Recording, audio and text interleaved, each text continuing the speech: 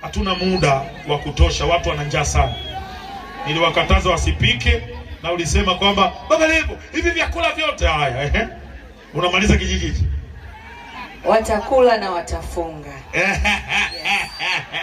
Kweli. Sasa watakula na watafunga kwenda nacho nyumbani. Tena natamani tu Baba Levo watu waanze kula sasa hivi. Yeah, wanaanza kula.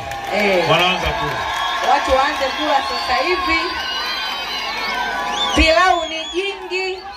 Kila kona tumeweka sehemu ambayo mtapata huduma ya chakula. Naomba uelekeze sasa. Kwa hivyo unaona pale kwa mashehe wetu waliposema Baba Levo pa kwanza.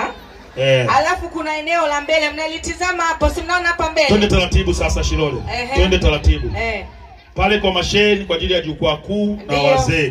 Kuna wazee pale. Ndio. Kwa hiyo utaweka watu wako pale watawahudumia pale. Ndio. Mashehe wetu, wachungaji wetu, viongozi wangu wa chama wako pale pamoja na wazee wa mji ambao umeona mvua inakuja afu inapotea. Wametisha. Wanaipuliza. Wanaipuliza. Ila Kigoma. Watu wa maana wamekaa pale. Hongera sana Baba Levo. Wale maustazi wale hawezi kunyeshwa na mvua hata siku moja. Haiwezekani. Wewe waone vile vile. Kwa hiyo tuna engo 4. Ya pili. Ndugu wananchi, tuna engo 4 za kupata riziki yetu ambayo ameandaa mbunge wenu Baba Levo. Ninafurahia kumuita saizi mbunge Baba Levo. Ila haya maisha usimkatie mtu tamaa. Tunaelewana? Usimkatie mtu tamaa wakati bado anaishi, sawa Kwa hiyo mimi nafurahia, katika watu wanafurahia ukweli ubunge wa Baba Levo, mimi ndio nafurahia kutoka moyoni. Kwa sababu tumepambana vita vingi, nyinyi wengine hamvijui, ila Mungu ni mwema. Kwa hiyo tuoneni tukale. Kuna engo hii hapa, engo ya pili ile pale, engo ya tatu ile kwenye hema lazima moto.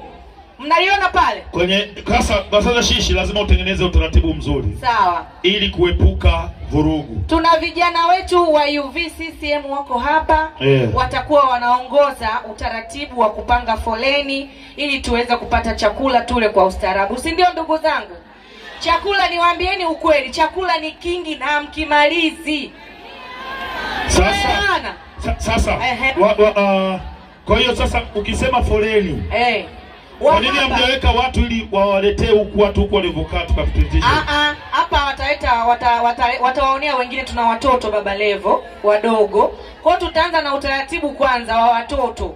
Watoto watapita hapo. Kaka yangu namuona, kaka Musa. Nadhani umeona tenti ya kwanza ni ya kwako. Tenti ya pili ni ile kule. Kwa hiyo tutaweka utaratibu, tuna vijana wa UVCCM wako hapo watatuongoza.